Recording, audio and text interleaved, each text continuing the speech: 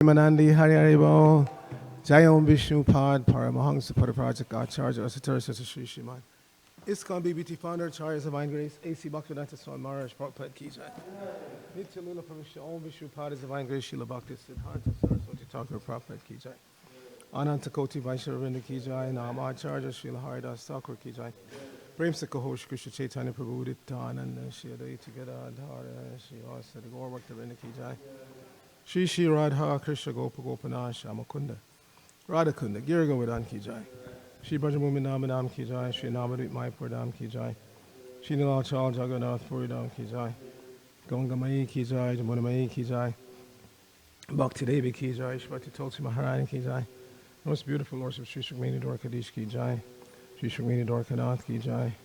Shri Shri Jagannath Baladev Subhadra Ki Jai. Shri Shri Gaurnitai Ki Jai. Samabhita Bhaktivinoda Ki Jai. Going back to home, back to Godhead, Ki Jai. ISKCON Los Angeles Yatra, Ki Jai.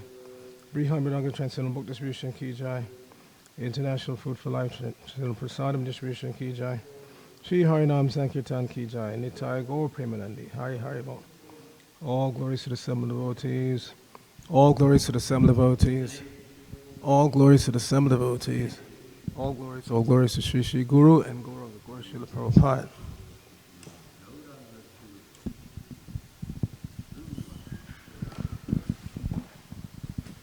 Narayanam Namaskritya Naram Chaiva Narottamam Devim Saraswatam Vyasam Tato Jayamadhiraya. Before reciting the Srimad Bhagavatam, which is our very means of conquest, let us offer respectful obeisances unto the personality of Godhead, Lord Narayan, unto Narayan Rishi, the supermost human being, unto Mother Saraswati, the goddess of learning, unto Srila Vyasadeva, the author, and unto Srila Prabhupada, who is a translator, commentator, and our spiritual master. Nashta prayeshu bhadreshu nityam bhagavata sevaya bhagavatyuttama shloke bhaktir bhavati naistiki. By regularly attending the Srimad Bhagavatam class and by rendering service to the pure devotee, all that is troublesome to the heart is almost completely destroyed, and loving devotional service unto the personality of Godhead, whose worship with transcendental songs becomes established as an irrevocable fact. Om Namo Bhagavate Vasudevaya. Om Namo Bhagavate Vasudevaya. Om Namo Bhagavate Vasudevaya.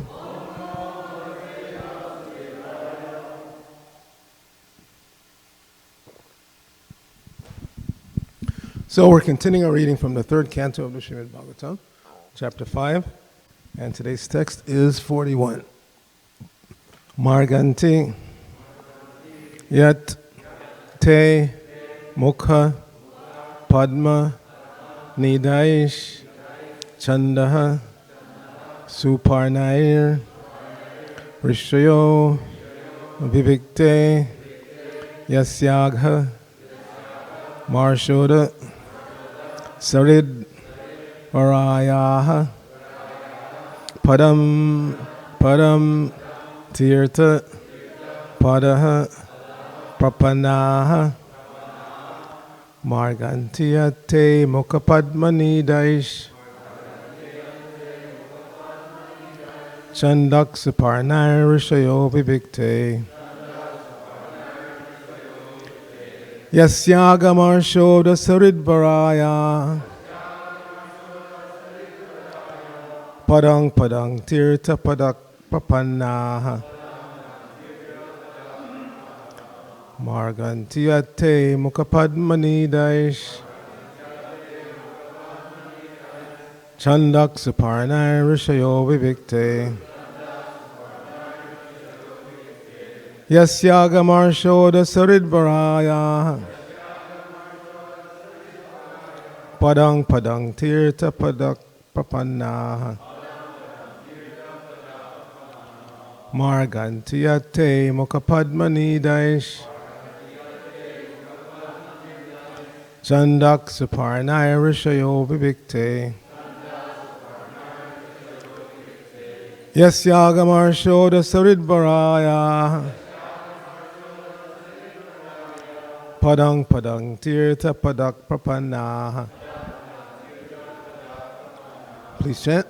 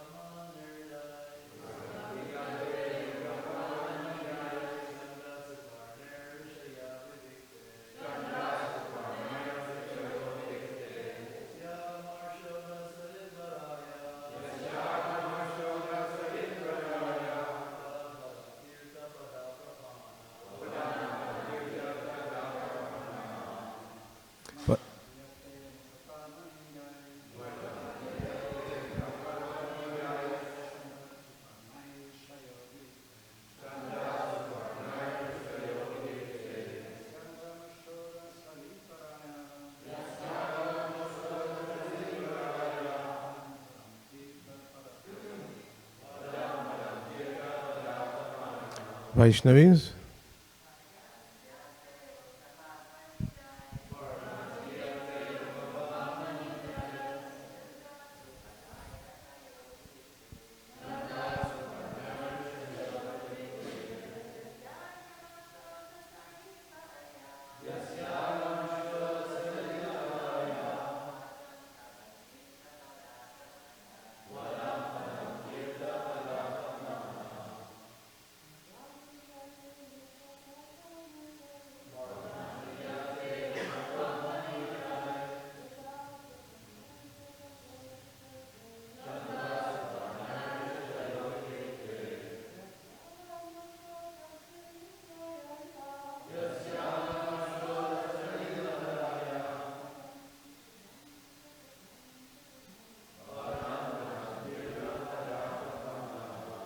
So, synonyms, Marganti, searching after. Yet, as, te, your, Mukha Padma, lotus-like face. Nidai, by those who have taken shelter of such a lotus flower. Chandaha, Vedic hymns. Suparnai, by the wings. Rishayaha, the sages. Vivikte, in clear mind. Yasya, whose. Agamarsha Uda, that which offers freedom from all reactions to sin. Sarit, rivers. Varayaha, in the best. Padam Padam, in every step. Tirtha Padaha, one whose lotus feet are as good as a place of pilgrimage. Prapanaha, taking shelter. Srila Prabhupada's translation for this verse. The lotus feet of the Lord are by themselves the shelter of all places of pilgrimage.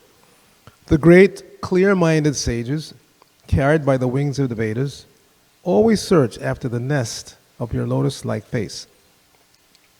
Some of them surrender to your lotus feet at every step by taking shelter of the best of rivers, the Ganges, which can deliver one from all sinful reactions. Please repeat. The lotus feet of the Lord are by themselves the shelter of all places of pilgrimage. The great clear-minded sages, carried by the wings of the Vedas, always search after the nest of your lotus-like face. Some of them surrender to your lotus feet at every step by taking shelter of the best of rivers,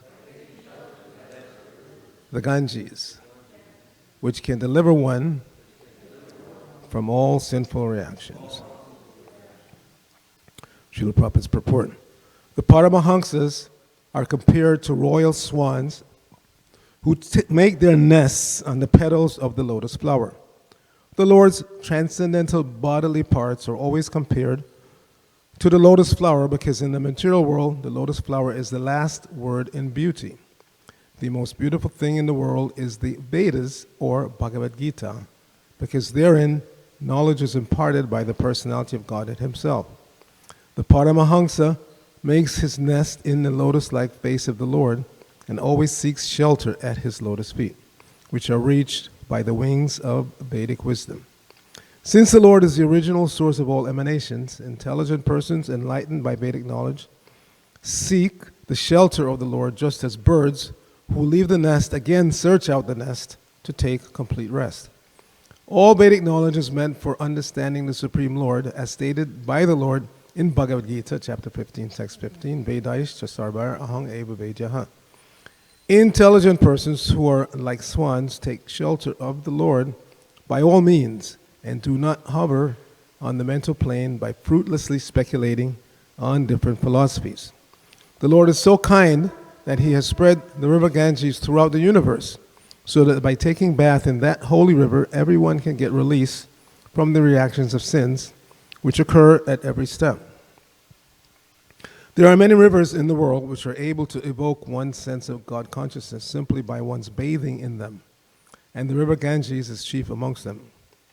In India, there are 5 sacred rivers, but the Ganges is the most sacred.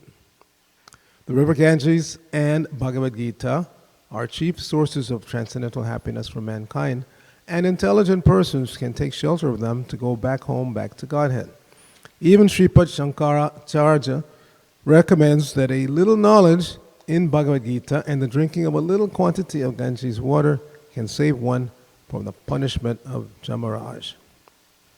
Ma Om Vishnu Padaya Krishna Prishtaya Bhutale Shrimati Bhaktivedanta Swamini Tinamine Namaste Saraswate Deve Gauramani Pracharne Nirvashesha Shunyamade Paschatadesh Tarne Om Agyana Timirandasya Gyananjana Shalakaya Chakshara Unmilitam Jaina Tasmai Shri Gurave Namaha Shri Chaitanya Mano Bhishtam Stapitang Jaina Bhutale Swayam Rupa Kadamayam Dadati Swapadantikam Vande Ahang Shri Guru Shri Yuttapada Kamalam Shri Guru and Vaishnavangscha Shri Rupam Sagajatam Sahagana Ragana Tanvatam Tang Sajivam Sadvaitam Savadutam Purjana Sahitam Krishna Chaitanya Devam Shri Radha Krishna Padan Sahagana Lalita Shiva Shakanvatangscha Hey Krishna Karuna Sindhu Dinabando Jagatpate Gopesh Gopika Kanta Radha Kanta Namosate Tapta Kanchana Gourangi Radhe Vrindavaneshwari Vrishabhanu Sute Devi Pranamami Hari Priye Ancha Kalpatarubhya Shah Kripa Sindhubhya Evacha Patitanang Pavanebhyo Vaishnavebhyo Namo Namaha Jai Shri Krishna Chaitanya Prabhu Nityananda Shri Advaita Gadadhara Shivasati Gaur Bhaktivinoda Hare Krishna, Krishna Krishna, Hare Hare, Hare Rama, Rama Rama, Hare Hare.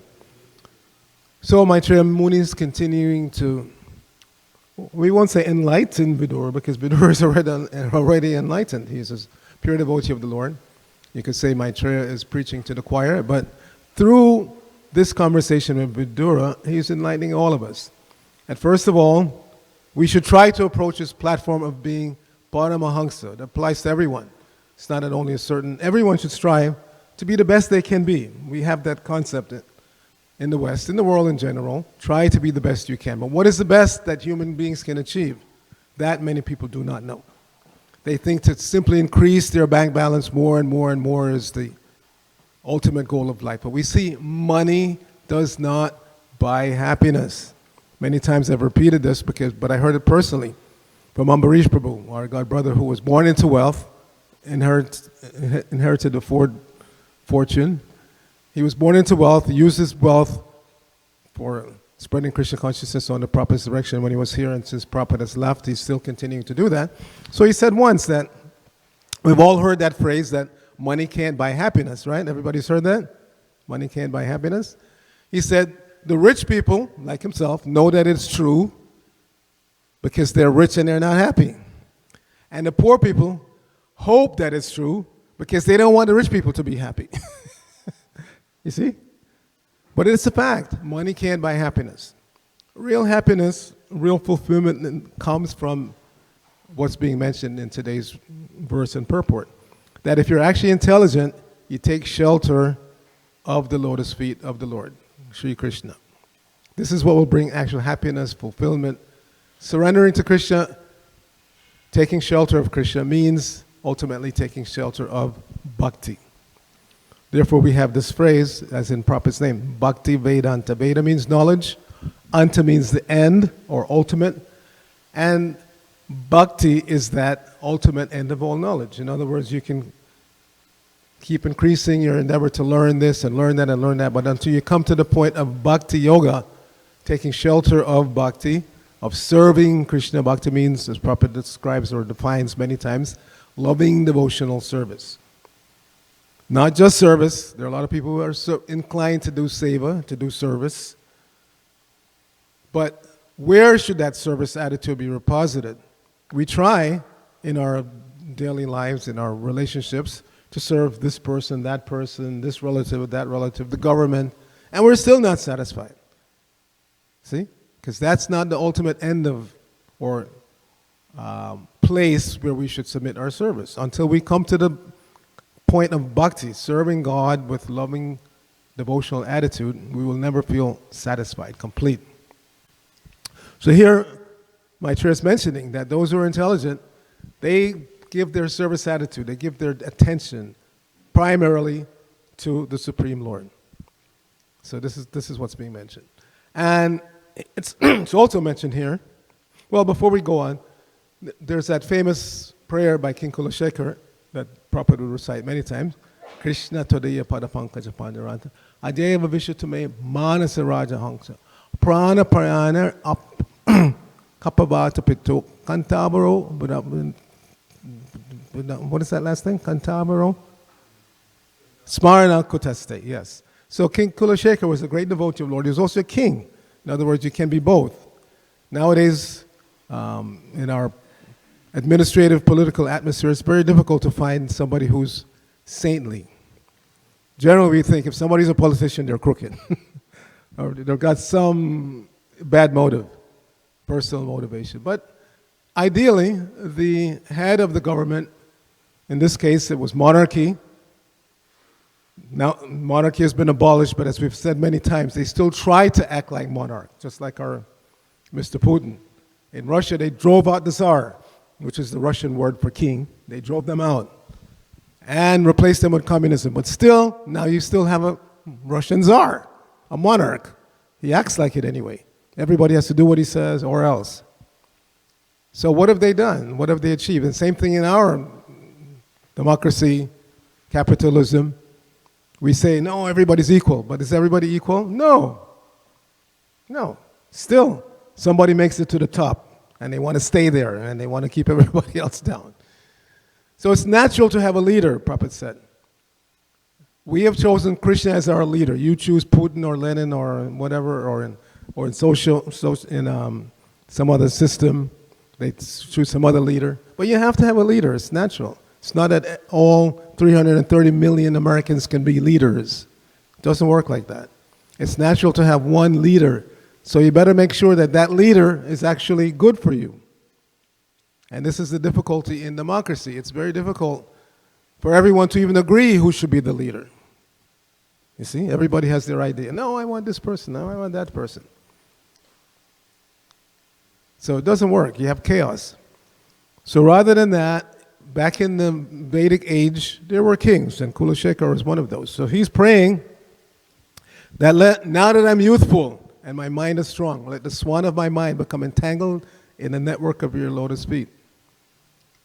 Why? Because prana aparanaya. Everybody's going to come to this point. Prana means life air. Aparana means when it leaves. So what happens when the life air leaves the body? It's a dead body. You don't die. We don't actually die. Krishna establishes that clearly in the second chapter of the Bhagavad Gita. But we leave this body. And sometimes that departure can be very difficult. Extremely difficult. And it comes to everybody. Ahani hani bhutani gachanti yamalayam shesha stavar ichanti kim ascharya atakparam. Verse by Yudhishthira Maharaj in the Mahabharata. That ahani hani bhutani. Every single day, gachanti yamalayam. Living entities are going to the court of Yamaraj. In other words, they're dying. They're leaving their bodies. And this is mentioned specifically in terms of human beings. When animals die, they don't have to go to be judged. They just move on to the next logical step or the next body. It's not an evolution of body. It's the soul evolves on the conscious platform, back to human and even beyond human to demigod life. So for the animals, when they die, they move on to the next logical body until they come back to the human platform. The human platform is where you are judged for everything you do. As we've said many times, if a lion kills a human being even, you can't, if they kill, what to speak of they kill other animals, that's just natural. But even if they kill a human being, you can't take them to court and charge them with murder. You can't. Animals are not culpable in that way. You may want to kill that lion so they don't kill another human being, because relatively speaking, human life is more important than lion life. So we don't want animals running around killing humans on a regular basis. Recently in Texas, some poor lady, she was how could you say, assistant or helper to some older person, and she left the home, and just in the driveway of the home where she was working, a pack of wild boars or wild hogs came and attacked her and killed her. So you may want to eliminate them so they don't do it again, but you can't take them to court and charge them with murder. But human beings are meant to evolve to the point where they can know the difference between right and wrong, what is to be done, what is not to be done. And before we leave this body, we have to get to that point. Otherwise, again, we will have to go before Yamaraj, as Yudhishthira points out, Ahani hani bhutani gachantiya yamalayam. So every day, living entities are dying. Specifically now we're referring to human beings. And if they have not been trained in what to do and what not to do, what's pious, what's impious, or even beyond that, what's transcendental activity, then inevitably they are brought again before Yamaraj, the demigod in charge of death, to be judged by what they did in that lifetime. So every one of us, before that point comes, should be judging practically on a moment-to-moment basis, what am I doing? What should I do today? What should I not do today? This is human life. So when one gets to that point, one can be trained. As you know, recently I was at that Sadhu Sangha festival in Utah. So I've been posting gradually pictures that I took. And I posted one picture of Charu, the leader of the Spanish Fort Temple. And somebody liked it. And whenever somebody that I don't know likes a picture that I put up, I want to know, who is this person? So I traced it out. And this woman, I went to her Facebook page. And interesting story. She's not, you could say, a Hare Krishna devotee. She's a school teacher. Judging from her picture, she's probably about 40 or so. She's got a couple of kids. So she said, interesting story.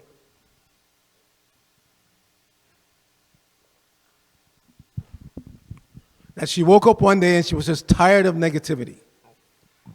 Negative news, negative interaction with her family, negative. So she sat her husband down. She said, please promise me that from today on, we will not have any negative interaction with each other. We won't watch any negative news. Try to keep negative things out of our life like that. So an intelligent person, any intelligent person wants to be on that platform. So she said, pursuant of that goal, she went online and searched how to clean the mind. Smart. How to clean your mind. And in so doing, she came across a lecture given by Charu that was entitled, How to Clean Your Mind. He gave this lecture in 2020 in the Salt Lake City Center. So she found that, she listened to it, it made sense to her, so she contacted him, and long story short now, she's a fan, she's a follower, so that's why she liked the picture that she saw of him. So this is human life. Human life begins at this point. When you want to keep negative things away, you want all positivity in your life, and you want to know how to keep your mind clean, because it's obvious, if your mind is dirty, you're not going to keep negative association away. You have to have a clean mind. And those who come up in the Christian tradition, they know that those who have a clean mind and a pure heart, this is what the goal of Christianity is, how to have a pure heart, how to have a clean mind. So it's the same for all bona fide religions. You want to be clean internally, externally. You want to be positive. So this is what Christian consciousness movement is meant to offer the public. And she came in contact and she was very happy. And now she's a follower. But this is what we're meant. So the Prophet mentions here in his purport that you can become clean by taking bath in the Ganges. Christians, given, as he said, the Ganges, he's spread all over the universe. Many people on this planet don't realize that. They're thinking it's just one river in India.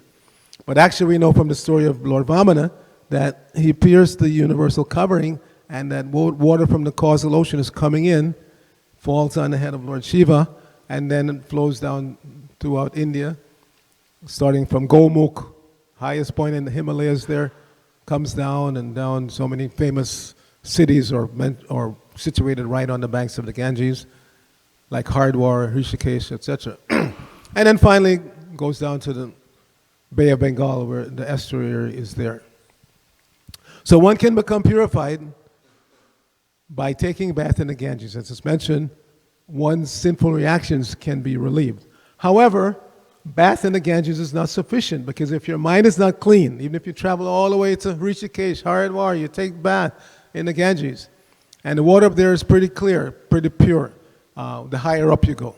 I've been to Hardwar, and the water, even at that lower elevation, I mean, you go higher up, it's even cleaner and faster. It flows so fast that they have chains along the bank of the river, so you have to hold on to the chain when you take a bath, because if you don't hold on, you can easily be swept away. But the problem is, again, if you take bath in the Ganges and you come out and you still have the same dirty mind and dirty heart, again, you're going to engage in sinful activities and get more sinful reactions. Therefore, it's recommended that this is called Kunjara Sochara by Parikshit Maharaj, 6th canto, that, people are destined to go before Yamaraj, and they're going to be suffering in hellish reactions, as Shukadeva Goswami told them about the hellish planets. So what to do? So Shukadeva was very enlivened that his disciple Parikshit Maharaj was asking such an intelligent question. So he mentioned tapasya brahmacharyena yamena cha. But Parikshit said, no, this is external. It's like kunjara sochara. Yes, by following these other processes, you can become clean, cleanse of sinful reaction, just for a fraction of a moment, because then you, again, just like the elephant he mentioned, kunjara sochara. The elephants, they go in, take nice bath in a lake or river, and then they come out and they throw dirt all over the body again. So this is called kunjara sochara, bathing of an elephant. So for spiritual advancement, we need more than just bath in the Ganges or to drink a little Ganges water. That will help immediately, but it doesn't help in the long term if one doesn't have a clean mind and pure heart. So Prabhupada mentions in his purport that Krishna has kindly given Bhagavad Gita and the Vedas in general to show us how to qualify ourselves, how to come to this point of complete purity. Because it's our nature. Why do we want to be pure? It's actually our nature. Our nature is to be pure. We're temporarily covered in the dirt of this material existence. So just like the natural state is to be healthy, and when we're not healthy, that is unnatural. So we want to come back to the healthy state. So similarly, our natural state of existence is to be clean, to be pure, to be well-wisher of each other. Prophet states that the animal consciousness is to use others. The animal, you put an animal in a situation, they immediately want, what's in it for me? Even if it means killing another animal, or others, or even a human being. Kill, kill, kill, so that I can survive nicely. But that's not human consciousness. Human consciousness is, how can I do good for others? What's the best I can do for others? Many people come to the conclusion of just economic development. If I can give you some money, then I feel good. I've done something good. But no, we see, because people don't have clean minds and pure hearts, you give them money, they go to the liquor store, or they go to the legal marijuana shop, or they, utilize it, and they misuse that money. They don't do any good for themselves. They go to Vegas. They lose it. They don't do any good for themselves, what to speak of for others. So giving somebody money is not the ultimate solution. The ultimate solution to make somebody happy, to make somebody, to bring them back to their natural, happy, clean state is by giving them this knowledge of Bhagavad Gita, the Vedas, and ultimately in this age, it's been all simplified, brought down to just this. Can you get them to chant Hare Krishna? 3 words, Hare Krishna Rama. If you can get people to chant this Hare Krishna mantra, they will become happy. And we see it repeatedly. We see it repeatedly. Again, just coming back from this festival, 1,300 participants chanting Hare Krishna from the bottom of their hearts. It's so enlivening. It picks you up. The weather was awful. 1 minute it was sunny, and then the next minute it was overcast, and then it was raining. And so that's why many devotees have come back, myself with a little bit of cough maybe. But you forget all about that. You forget all about that. When you really get into the chanting of Hare Krishna, congregationally, that's why it's stressed that there are 2 ways by which we chant this mantra. Japa, anybody have their japa beads? You can show, we have some new people here. 108 beads on the string, you chant 1 round and then 16 such rounds minimum every day. So that's for your personal meditation.